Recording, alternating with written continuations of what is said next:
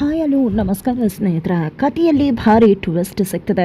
ಏನಪ್ಪ ಅದು ಕಥೆಯಲ್ಲಿ ಹೊಸ ಎಂಟ್ರಿ, ಕತೆಗೆ ಮಹಾನ್ ತಿರುವು, ಜೊತೆಗೆ ರಾಘುಗೆ ಚೆಲ್ಲೆ ಹಣ್ಣನ್ನು ತಿನ್ನಿಸ್ಬಿಟ್ರೆ ಸಂಪತ್ ಕುಮಾರ್. ಇಷ್ಟು ದಿನ ನೋಡಿದ ಸಂಪತ್ ಕುಮಾರೇ ಬೇರೆ, ಇವತ್ತು ನೋಡ್ತಿರೋ ಸಂಪತ್ ಕುಮಾರೇ ಬೇರೆ. ಹಾಗಿದ್ರೆ ಜಾನ್ಸಿಯ ತಾತ ಸಂಪತ್ ಕುಮಾರ್ ಅವರ ನಚ್ಚು ಮುಖ ಬಯಲಾಯ್ತಾ? ಏನಪ್ಪ ಇದು, ತುಳಸಿ ಜೊತೆ ಸೇರಿಕೊಂಡು ಇಲ್ಲಿ ಜಾನ್ಸಿಯ ಬದುಕನ್ನೇ ಸರ್ವನಾಶ ಮಾಡೋಕೆ ಮುಂದಾಗ್ಬಿಟ್ರು ಸಂಪತ್ ಕುಮಾರ್. ಏನಾಯಿತು, ಏನು ಕತೆ, ಎಲ್ಲವನ್ನ ಕೂಡ ತೆಗೋಬೇಕು ಅಂದರೆ ಈಗಲೇ ನಮ್ಮ ಈ ಚಾನಲ್ನ ಸಬ್ಸ್ಕ್ರೈಬ್ ಮಾಡಿ, ಹಾಗೆ ಒಂದು ವಿಡಿಯೋವನ್ನು ಪೂರ್ತಿಯಾಗಿ ನೋಡೋದನ್ನು ಯಾವುದೇ ಕಾರಣಕ್ಕೂ ಕೂಡ ಮರಿಬೇಡಿ. ರಾಘು ಫುಲ್ ಖುಷಿಯಿಂದ ಝಾನ್ಸಿ ಮನೆಗೆ ಬರ್ತಿದ್ದಾರೆ. ಬಿಕಾಸ್ ತಾತ ಕಾಲ್ ಮಾಡಿದ್ದೆ ರಾಘುಗೆ, ನಿನ್ನ ಏನು ಅನ್ನೋದನ್ನು ಇವತ್ತು ಝಾನ್ಸಿಗೆ ಸಾಕ್ಷಿ ಸಮೇತ ಹೇಳಿ ಅರ್ಥ ಮಾಡಿಸ್ತೀನಿ, ಮನೆಗೆ ಬಂದ್ಬಿಡು ರಾಘು ಅಂತ ಹೇಳ್ತಾರೆ. ರಾಘು ಕೂಡ ತುಂಬಾ ಖುಷಿಯಿಂದ ತಾಳಿ ತಗೊಂಡು ಮನೆಯಿಂದ ಹೊರಟಿದ್ದಾರೆ. ಅವರ ಮನೆಯವರು ಕೂಡ ಸೀರೆಯನ್ನು ಕೊಟ್ಟು ಇದನ್ನು ಕೊಟ್ಟು ತಾಳಿ ಕಟ್ಟಿ ಕರ್ಕೊಂಡು ಬಾ ರಾಘು ಅಂತ ಹೇಳಿ ಮನೆಯವರು ಕೂಡ ಆಲ್ ದ ಬೆಸ್ಟ್ ಇಲ್ಲಿ ರಾಘುವನ್ನು ಕಳಿಸಿದ್ದಾರೆ. ರಾಘು ಕೂಡ ತುಂಬ ಖುಷಿಯಿಂದ ಝಾನ್ಸಿ ಮನೆಗೆ ಹೊರಟು ಬರ್ತಿದ್ದಾರೆ. ಅತ್ತ ಕಡೆ ತುಳಸಿ ಅವರು ಸಂಪತ್ ಕುಮಾರ್ ಅವ್ರಿಗೆ ಯಾವುದೇ ಕಾರಣಕ್ಕೂ ಅಪ್ಪ ನೀನು ರಾಘು ಅವಳ ಗಂಡ ಅನ್ನೋ ವಿಷಯವನ್ನು ನೀನು ತಿಳಿಸಬಾರ್ದು ಅಂತ ಹೇಳ್ತಾರೆ. ಆದರೆ ಯಾವುದೇ ರೀತಿಯಲ್ಲೂ ಕೂಡ ನೀನು ನನ್ನ ತಡೆಯೋಕ್ಕಾಗೋದಿಲ್ಲ, ಈ ಒಂದು ವಿಷಯವನ್ನು ನಾನು ಹೇಳ್ತೀನಿ, ಅದು ಝಾನ್ಸಿಯ ಬದುಕು ಅಂತ ಹೇಳಿ ಸಂಪತ್ ಕುಮಾರ್ ಅವರು ಹೇಳಿದಾಗ ದಯವಿಟ್ಟು ಅರ್ಥ ಮಾಡ್ಕೋಬಾ. ಯಾಕೆ ನೀನು ನನ್ನ ಮಾತನ್ನು ಅರ್ಥ ಮಾಡ್ಕೋತಿಲ್ಲ? ಝಾನ್ಸಿಯಲ್ಲಿ ಚೆನ್ನಾಗಿರಲಿಲ್ಲ, ಈಗ ಅವಳನ್ನು ಪ್ರಣವ್ ಜೊತೆ ಮದುವೆ ಮಾಡಿಸಿದ್ರೆ ಖಂಡಿತ ಅವಳ ಬದುಕು ಚೆನ್ನಾಗಿರುತ್ತೆ. ಮರ್ತು ಹೋಗಿರೋ ವಿಷಯನ ಯಾಕೆ ನೆನಪು ಮಾಡ್ತಿದ್ಯಾ ಅಂತ ಈಶ್ವರಿ ತುಳಸಿ ಅವರು ಹೇಳ್ತಾರೆ. ಯಾರು ಹೇಳಿದ್ದು, ನನ್ನ ಮೊಮ್ಮಗಳು ಬದಲಾದಂಥ ಜೀವನದಲ್ಲಿ ಚೆನ್ನಾಗಿದ್ದದ್ದು, ನನ್ನ ಮೊಮ್ಮಗಳು ಬದಲಾಗಿದ್ಲಲ್ವ, ರಾಘು ಹೆಂಡತಿ ಆಗಿದ್ಲಲ್ವ, ಅದೇ ನನಗೆ ಬೇಕಾಗಿದ್ದದ್ದು. ನನ್ನ ಮೊಮ್ಮಗಳು ನಾನು ಹೇಗಿರಬೇಕು ಅಂತ ಆಸೆ ಪಟ್ಟಿದ್ನೋ ಅದು ಇದ್ದದ್ದು ರಾಘು ಜೊತೆ ಮಾತ್ರನೇ. ಅಂದಮೇಲೆ ಆ ನೆನಪುಗಳು ಅವಳಿಗೆ ಬರಲೇಬೇಕು, ನಾನು ಈ ವಿಷಯವನ್ನು ತಿಳಿಸ್ತೀನಿ ಅಂತ ಸಂಪತ್ ಕುಮಾರ್ ಅವರು ಪಟ್ಟಿಟ್ಕೊಂಡು ಕೂತ್ಕೊತಾರೆ. ತದನಂತರ ಇಲ್ಲಿ ಪ್ರಣವ, ಅಮ್ಮ ನೀನೇನು ಮಾಡಲಿಲ್ವಲ್ಲ, ನಿನ್ನ ಮಾತನ್ನು ನಂಬಿಕೊಂಡು ನಾನು ಮೋಸ ಹೋದೆ ಅಂತ ಅಮ್ಮನ ವಿರುದ್ಧ ರುಚಿಗೆ ಹೇಳ್ತಾರೆ. ಅತ್ತ ಕಡೆ ಝಾನ್ಸಿ ನಿಜಕ್ಕೂ ಕೂಡ ನನ್ನ ಬದುಕಲ್ಲಿ ಏನಾಗಿದೆ ಅನ್ನೋ ವಿಷಯವನ್ನು ಹೇಳಿ, ತಾತ ಯಾವ ಒಂದು ವಿಷಯದ ಬಗ್ಗೆ ನನ್ನ ಹತ್ರ ಮಾತಾಡಬೇಕು ಅಂತ ಅನ್ಕೋತಿದ್ದಾರೆ, ಆ ಒಂದು ವಿಷಯವನ್ನು ತಿಳಿಸಿ ಅಂತ ಕೇಳ್ತಿದ್ದಾಳೆ. ಈ ಕಡೆ ರಾಯ್ ಮೇಡಮ್, ಅದು ತಾತ ಹೇಳಬೇಕು ಅಂತ ಅಂದ್ಕೊಂಡಿರೋದನ್ನು ತಾತನೇ ಹೇಳ್ತಾರೆ, ಅದನ್ನೇ ಹೇಳಬೇಕು ಅಂದರೆ ಒಬ್ಬ ವ್ಯಕ್ತಿ ಬರಬೇಕಾಗುತ್ತೆ, ಅವರು ಬಂದ ಮೇಲೆ ಹೇಳಲಿಕ್ಕೆ ಸಾಧ್ಯ ಅಂತ ಹೇಳಿದಾಗ, ಏನಾದರೂ ನೀವು ನನಗೆ ವಿಷಯ ತಿಳಿಸಲಿಲ್ಲ ಅಂದರೆ ನಾನು ಏನು ಮಾಡ್ತೀನಿ ಗೊತ್ತಾ ಅಂತ ಹೇಳಿ ಝಾನ್ಸಿ ಹೇಳ್ತಿದ್ದಾಗಲೇ ಮನೆ ಡೋರ್ ಬೆಲ್ ರಿಂಗ್ ಆಗುತ್ತೆ. ತಕ್ಷಣ ಹೋಗಿದ್ದೆ ರಾಯ್, ಅವರೇ ಬಂದಿದ್ದಾರೆ ಮೇಡಮ್ ಬನ್ನಿ ಅಂತ ಹೇಳಿ ರಾಘುವನ್ನು ಹೋಗಿ ಕರೀತಿದ್ದಾರೆ. ಸರ್ ಕೊನೆಗೂ ಬಂದೇ ಬಿಟ್ರೆ, ಝಾನ್ಸಿ ಮೇಡಮ್ ಕೂಡ ನಿಮ್ಮನ್ನ ನೋಡೋಕೆ ಕಾಯ್ತಿದ್ದಾರೆ ಅಂತ ಹೇಳಿದಾಗ, ಅದಕ್ಕೋಸ್ಕರನೇ ಬಂದಿದ್ದೀನಿ, ತಾಳಿ ಕಟ್ಟಿ ನನ್ನ ಹೆಂಡತಿಯನ್ನು ವಾಪಸ್ ನನ್ನ ಮನೆಗೆ ಕರ್ಕೊಂಡು ಹೋಗ್ತೀನಿ ಅಂತ ರಾಘು ಕೂಡ ಹೇಳ್ತಾರೆ. ಖಂಡಿತ ಒಳ್ಳೇದಾಗತ್ತೆ ಸರ್, ಬನ್ನಿ ಅಂತ ಹೇಳಿ ಕರ್ಕೊಂಡು ಬರ್ತಾರೆ. ಯಾಕಂದರೆ ಸಂಪತ್ ಕುಮಾರ್ ಅವರು ಕೂಡ ಬಂದಿದ್ದಾರೆ. ನೋಡಮ್ಮ ಝಾನ್ಸಿ, ನಿನ್ನ ಬದುಕಲ್ಲಿ ಒಂದು ಮಹಾನ್ ಘಟನೆನೇ ನಡೆದಿದೆ ಅಂತ ಹೇಳಿದಾಗ, ನಿನ್ನ ಬದುಕಲ್ಲಿ ಒಬ್ಬ ಮಹಾನ್ ವ್ಯಕ್ತಿ ಮುಖ್ಯ. ಇವತ್ತು ನೀನು ಬದುಕಿದೆಯಾ ಅಂದರೆ ಅದಕ್ಕೆಲ್ಲ ಕಾರಣ ರಾಘು ಇಂದನೇ ಇವತ್ತು ನೀನು ಜೀವಂತವಾಗಿರೋದು ಅಂತ ಹೇಳ್ತಿದ್ದಾರೆ.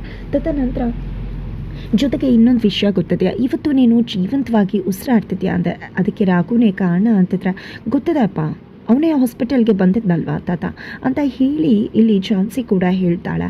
ಅದಕ್ಕೂ ಮುನ್ನ ರಾಘು ಅಂತ ಅವಳೇ ಕರೆದು ಬಿಡ್ತಾಳೆ ರಾಘುಗೆ ಅದನ್ನು ಕೇಳಿದೆ ಖುಷಿ ಆಗಿಬಿಡುತ್ತೆ, ಏನದು ಝಾನ್ಸಿ ಮೇಡಮ್ ನನ್ನನ್ನು ಕಂಡು ಹಿಡಿದ್ಬಿಟ್ರಾ ಅಂತ.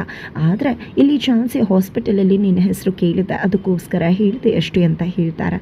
ತದನಂತರ ಇಲ್ಲಿ ತಾತ, ನೋಡಮ್ಮ ಇವತ್ತು ನಿನಗೆ ಪುನರ್ಜನ್ಮ ಸಿಕ್ಕಿದೆ, ಅದಕ್ಕೆ ಕಾರಣ ಈ ರಾಘುನೇ ಅವತ್ತು ನಿನ್ನ ಆಕ್ಸಿಡೆಂಟ್ ಆದಾಗ ನಿನ್ನನ್ನು ಕರ್ಕೊಂಡೋಗಿ ಹಾಸ್ಪಿಟಲ್ಗೆ ಸೇರಿಸಿದ್ದು ಅಂತ ಹೇಳ್ತಾರೆ. ಹೌದಾ, ಅದಕ್ಕೆ ಇವನ ಬಗ್ಗೆ ನನಗೆ ಸ್ವಲ್ಪ ಸಾಫ್ಟ್ ಕಾರ್ನರ್ ಇದೆ, ಗಂಡಸ್ರ ಕಂಡ್ರೆ ಆಗದಿರೋ ನಾನು ಇವನು ನೋಡಿದ್ರೆ ಸ್ವಲ್ಪ ಸಾಫ್ಟಾಗಿ ಬಿಹೇವ್ ಮಾಡ್ತೀನಿ, ಅದಕ್ಕೆ ಇರಬಹುದು ಅಂತ ಝಾನ್ಸಿ ಕೂಡ ಹೇಳ್ತಾರೆ. ಈ ಕಡೆ ರಾಘುಗೆ ಶಾಕ್ ಆಗ್ತದೆ, ಏನಿದು ತಾತ ಏನು ಹೇಳೋಕ್ಕೆ ಹೊರಟಿದ್ದಾರೆ ಅಂತ.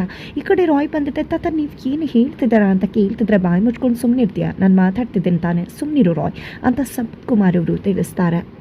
ಈ ಕಡೆ ರಾಘು ಕೂಡ ಕನ್ಫ್ಯೂಷನ್ ಆಗ್ತಿದ್ದಾರೆ, ಈ ಕಡೆ ರಾಯ್ ಕೂಡ ಕನ್ಫ್ಯೂಷನ್ ಆಗ್ತಿದ್ದಾರೆ. ಯಾಕಂದರೆ ಸಂಪತ್ ಕುಮಾರ್ ಅವರು, ನೋಡು ಝಾನ್ಸಿ, ಇವತ್ತು ನೀನು ಜೀವಂತವಾಗಿದೆಯಾ ಅಂದರೆ ಅದಕ್ಕೆ ಕಾರಣ ಈ ಹುಡುಗನ, ಅಂದಮೇಲೆ ಅವನ ಋಣವನ್ನು ನಾವು ತೀರಿಸಬೇಕಾಗತ್ತಲ್ವ, ಅದಕ್ಕೆ ಅವನ್ನ ಕರೆಸಿದ್ದು ನಾನು. ತಗೋ ಈ ದುಡ್ಡನ್ನು ನೀನು ರಾಘುಗೆ ಕೊಟ್ಬಿಡು, ಅವ್ನು ನಮಗೆ ಮಾಡಿರೋ ಸಹಾಯಕ್ಕೆ ಇದು ಕಡಿಮೆನೇ ಆಯಿತು ಅಂದಾಗ ಕರೆಕ್ಟ್ ಅದ, ನೀವು ಹೇಳಿದ್ದು ಕರೆಕ್ಟ್. ಇವನ್ ಋಣದಲ್ಲಿ ನನಗೂ ಕೂಡ ಇರೋಕೆ ಇಷ್ಟ ಇಲ್ಲ, ಖಂಡಿತ ಋಣಭಾರ ಕಡಿಮೆ ಆಗುತ್ತೆ ಅಂತ ಹೇಳಿ ರಾಘುಗೆ ದುಡ್ಡು ಕೊಡ್ತಾರೆ. ನಿಜಕ್ಕೂ ರಾಘುಗೆ ಆಶ್ಚರ್ಯ ಆಗ್ತದೆ, ಏನಪ್ಪ ಇದು, ತಾತ ಇದಕ್ಕೆ ನನ್ನ ಕರ್ತಿತ್ತು, ತಾತ ಯಾಕೆ ಈ ರೀತಿ ಮಾಡಿದ್ರು ಅಂತ. ಈ ಕಡೆ ರಾಯ್ ಕೂಡ ಕನ್ಫ್ಯೂಷನ್ ಆಗ್ತಿದ್ದಾರೆ. ನಂತರ ಈ ಕಡೆ ರಾಘುನ ಹೊರಡು ಅಂತ ಹೇಳಿ ಕಳಿಸ್ಬಿಡ್ತಾರೆ. ರಾಘು ಕುಸ್ತೋಗಿ ಮನೆಯಿಂದ ಹೋಗ್ತಾರೆ. ಈ ಕಡೆ ಪ್ರಣವ್, ನಾಗರಾಜನ್ ಎಲ್ಲರೂ ಕೂಡ ಶಾಕ್ ಆಗ್ತಿದ್ದಾರೆ. ಈ ಕಡೆ ತುಳಸಿ ಅವರು ಸಂಪತ್ ಕುಮಾರ್ ಅವರನ್ನೇ ನೋಡ್ತಿದ್ದಾರೆ. ಬಿಕಾಸ್ ಇದಕ್ಕೆಲ್ಲ ಕಾರಣ ಸಂಪತ್ ಕುಮಾರ್ ಹಾಗೆ ತುಳಸಿಯವರು ಅಂತಾನೆ ಹೇಳ್ಬೋದು. ಬಿಕಾಸ್ ಸಂಪತ್ ಕುಮಾರ್ ಅವರು ನಿಜವಾಗ್ಲೂ ಕೂಡ ರಾಘು ಯಾರು ಅನ್ನೋ ವಿಷಯವನ್ನು ಜಾನ್ಸಿಗೆ ತಿಳಿಸ್ಬೇಕು ಅನ್ನೋ ಪ್ರಯತ್ನಕ್ಕೆ ಮುಂದಾಗಿದ್ರು. ಆದರೆ ಇದಕ್ಕೂ ಹಿಂದೆ ಸಂಪತ್ ಕುಮಾರ್ ಅವರ ಹತ್ರ ತುಳಸಿಯವರು ಹೋಗಿದ್ದೆ, ಅಪ್ಪ ನೀನು ಹೇಳ್ಬೇಡ, ಇದೇ ನಿನ್ನ ಕೊನೆ ಡಿಸಿಷನ್ ಅಂದಾಗ, ಹೌದು ಇದೇ ನನ್ನ ಕಡೆ ಡಿಸಿಷನ್ ಅಂತ ಹೇಳ್ತಾರೆ. ಅಪ್ಪ ನಾನು ಜಾನ್ಸಿನ ನನ್ನ ಮಗನಿಗೆ ತಂದ್ಕೋಬೇಕು ಅಂದ್ಕೊಂಡಿದ್ದೀನಿ, ಸುಮ್ಮನೆ ನೀನು ಇದನ್ನೆಲ್ಲ ಮಾಡಬೇಡ, ನಿಜಕ್ಕೂ ನನ್ನ ಕೆಟ್ಟವಳು ಆಗೋ ಹಾಗೆ ಮಾಡಬೇಡ ಅಂದಾಗ, ಹಾಗಿದ್ರೆ ಇಷ್ಟು ದಿನ ನೀನು ಆಡಿದ ನಾಟಕನ ನಿಜ ಮುಖ ಹೊರಗಡೆ ಬಂತ, ನೀನು ಇನ್ನೂ ಕೂಡ ನಿನ್ನ ಕೆಟ್ಟ ಬುದ್ಧಿನ ಬಿಟ್ಟಿಲ್ವಾ ಅಂತ ಸಂಪತ್ ಕುಮಾರ್ ಕೇಳ್ತಾರೆ. ನಾನು ಒಳ್ಳೆಯವಳಾಗಬೇಕು ಅಂತಾನೆ ಅಂದ್ಕೊಂಡಿರೋದು, ಆದರೆ ನೀವು ಅದಕ್ಕೆ ಆಗೋದಕ್ಕೆ ಬಿಡ್ತಾ ಇಲ್ಲ. ನೀನು ಇನ್ನಾಗ ಆದರೂ ನಿನ್ನ ಮೊಮ್ಮಕ್ಕಳನ್ನು ನನ್ನ ಮಗನಿಗೆ ಕೊಟ್ಟು ಮದುವೆ ಮಾಡದೇ ಇದ್ರೆ, ನಿನ್ನ ತಂಗಿ ಮಗಳು ಇದ್ದಾಳಲ್ವಾ, ನಿನ್ನ ಮಗ ಬೆಂಕಿ ಹಚ್ಚೋಕೆ ಹೋದಾಗ ಅವಳನ್ನು ಸತ್ಯ ಹೋದ್ಲು ಅಂತ ಅಂದ್ಕೊಂಡಿದ್ಯಲ್ಲ, ಅವಳು ಕತೆ ಮುಗ್ದು ಹೋಗುತ್ತೆ ಅಂತ ತುಳಸಿಯವರು ಹೇಳ್ತಾರೆ. ಏನು ಮಾತಾಡ್ತಿದ್ಯಾ ತುಳಸಿ ನೀನು, ಅವಳು ಸತ್ತು ಎಷ್ಟು ವರ್ಷಗಳಾಗಿದೆ ಅಂತ ಹೇಳಿ ಸಂಪತ್ ಕುಮಾರ್ ಅವರು ಹೇಳಿದಾಗ, ಯಾರು ಹೇಳಿದ್ದು ಅವಳು ಸತ್ಯತಾಳೆ ಅಂತ, ನಿನ್ನ ಮಗ ಹೋಗಿ ಅವಳಿಗೆ ಬೆಂಕಿ ಹಚ್ಚಿದಾಗ ಅವಳನ್ನು ಕಾಪಾಡಿ ನಾನೇ ಸೇಫಾಗಿಟ್ಟಿದ್ದೀನಿ, ಅವಳು ಇನ್ನೂ ಕೂಡ ಜೀವಂತವಾಗಿದ್ದಾಳೆ, ಬದುಕಿದ್ದಾಳೆ ಅಂತ ಹೇಳಿದಾಗ ನಿಜಕ್ಕೂ ಸಂಪತ್ ಕುಮಾರ್ ಅವ್ರಿಗೆ ಅಚ್ಚರಿ ಆಗತ್ತೆ. ಇಲ್ಲ ನಾನು ನಂಬೋದಿಲ್ಲ ಅಂದಾಗ ಸಾಕ್ಷಿ ತೋರಿಸ್ತೀನಿ ನೋಡು ಅಂತ ಹೇಳಿ ಲೈವ್ ವಿಡಿಯೋವನ್ನು ತೋರಿಸ್ತಾರೆ. ನನಗೆ ಯಾಕೆ ರೀತಿ ಹಿಂಸೆ ಮಾಡ್ತಿದ್ಯಾ ತುಳಸಿ, ನನ್ನ ಮಕ್ಕಳನ್ನು ನೋಡಬೇಕು, ನನ್ನ ಮಾವನ್ನ ನೋಡಬೇಕು, ನನ್ನ ಬಿಟ್ಬಿಡು ಅಂತ ಹೇಳಿ ಅಲ್ಲಿ ಚಾನ್ಸಿ ಅಮ್ಮ ಗೋಳಾಟ ಮಾಡ್ತಿರ್ತಾರೆ. ಅದನ್ನು ನೋಡಿದ್ದೆ ಸಂಪತ್ ಕುಮಾರ್ ಅವರು ನಿಜಕ್ಕೂ ಕೂಡ ಯಾಕೆ ರೀತಿ ಮಾಡಿದ್ಯಾ ತುಳಸಿ, ಅವಳನ್ನು ಬಿಟ್ಬಿಡು ಅಂತ ಹೇಳಿ ಕೇಳ್ಕೊತಿದ್ದಾರೆ. ಯಾಕೆ ಬಿಟ್ಬಿಡ್ಬೇಕು, ನೀನು ನಿನ್ನ ಮೊಮ್ಮಗಳ ವಿಷಯನ ರಾಘು ಹತ್ರ ಹೇಳ್ಬಾರ್ದು, ಜೊತೆಗೆ ನಿನ್ನ ಮೊಮ್ಮಗಳನ್ನು ನನ್ನ ಮಗನ ಜೊತೆ ಮದುವೆ ಮಾಡಿಸ್ಬೇಕು, ಆಗ ಮಾತ್ರ ನಿನ್ನ ತಂಗಿ ಮಗಳು ನಿನ್ನ ಸೊಸೆ ಝಾನ್ಸಿ ಅಮ್ಮ ಆರಾಮಾಗಿ ಹೊರಗಡೆ ಬರೋದಕ್ಕೆ ಸಾಧ್ಯ. ಇಲ್ಲ ಅಂದರೆ ಯಾವುದೇ ಕಾರಣಕ್ಕೂ ಕೂಡ ಅವಳನ್ನು ಬದುಕೋದಕ್ಕೆ ಬಿಡುವುದಿಲ್ಲ, ಅವಳನ್ನು ಸಾಯಿಸ್ಬಿಡ್ತೀನಿ ಅಂತ ಹೆದರಿಸಿರ್ತಾರೆ. ಅದೇ ಒಂದು ಕಾರಣದಿಂದನೇ ಸಂಪತ್ ಕುಮಾರ್ ಅವರು ಇವತ್ತು ಬಂದು ರಾಘು ಮುಂದೆ ಸುಳ್ಳು ಹೇಳಿದ್ದು ಝಾನ್ಸಿಗೆ ಸತ್ಯವನ್ನು ಮುಚ್ಚಿಟ್ಟಿದ್ದು. ತದನಂತರ ಇತ್ತ ಕಡೆ ಪ್ರೆಸೆಂಟಲ್ಲಿ ಸಂಪತ್ ಕುಮಾರ್ ಅವರು ಮುಂದುವರೆದ ಇನ್ನೂ ಒಂದು ವಿಷಯ ಇದೆ, ಝಾನ್ಸಿ ನಿನ್ನ ಎಂಗೇಜ್ಮೆಂಟ್ ಆಯಿತು ಅಂತ ಹೇಳಿದಾಗ, ಏನು ಮಾತಾಡ್ತಿದ್ಯಾ ತಾತ, ನನ್ನ ಎಂಗೇಜ್ಮೆಂಟ್ ಆಗೋಕ್ಕೆ ಸಾಧ್ಯ, ನಾ ಗಂಡಸ್ ಜಾತಿ ಕಂಡ್ರೆ ಆಗೋದಿಲ್ಲ, ಇದನ್ನು ನಾನು ನಂಬೋದಿಲ್ಲ ಅಂದಾಗ, ನಿಜ ಅಮ್ಮ ಪ್ರಣವ್ ಜೊತೆನೇ ನಿನ್ನ ಎಂಗೇಜ್ಮೆಂಟ್ ಆಗಿತ್ತು ಅಂತ ಹೇಳ್ತಾರೆ. ಇದೆಲ್ಲ ಹೀಗಾಗೋದಕ್ಕೆ ಸಾಧ್ಯ, ಅದು ಪ್ರಣವ್ ಜೊತೆ ಅಂತ ಝಾನ್ಸಿ ಕೇಳಿದ್ದಕ್ಕೆ ಈ ಕಡೆ ತುಳಸಿ ಅವರು ನಿನ್ನ ತಾತ ಅಂದರೆ ನನ್ನಪ್ಪ ನಿಜಕ್ಕೂ ಕೂಡ ಸೀರಿಯಸ್ ಆಗಿದ್ರು. ಆ ಒಂದು ಪರಿಸ್ಥಿತಿಯಲ್ಲಿ ಅವರ ಕೊನೆಯ ಆಸೆ ನಿನ್ನ ಮದುವೆ ಆಗಿತ್ತು, ಅದೇ ಕಾರಣಕ್ಕೆ ತಾತನಿಗೋಸ್ಕರ ನೀನು ಕೂಡ ಒಪ್ಕೊಂಡು ಪ್ರಣವ್ ಜೊತೆ ಎಂಗೇಜ್ಮೆಂಟ್ ಆಯಿತು ಅಂತ ಹೇಳ್ತಾರೆ. ಈ ಕಡೆ ನಂಬೋದಕ್ಕೆ ಅಸಾಧ್ಯವಾದಂಥ ಝಾನ್ಸಿ ಕಿರ್ಚ್ಕೊಂಡು ಅಲ್ಲಿಂದ ಹೊರಟ್ಬಿಡ್ತಾರೆ. ನಿಜಕ್ಕೂ ಕೂಡ ಸಂಪತ್ ಕುಮಾರ್ ಅವರು ಯಾಕೆ ರೀತಿ ಮಾಡ್ತಿದ್ದಾರೆ ಅನ್ನೋ ಕನ್ಫ್ಯೂಷನ್ಸ್ ಆಗಿದೆ.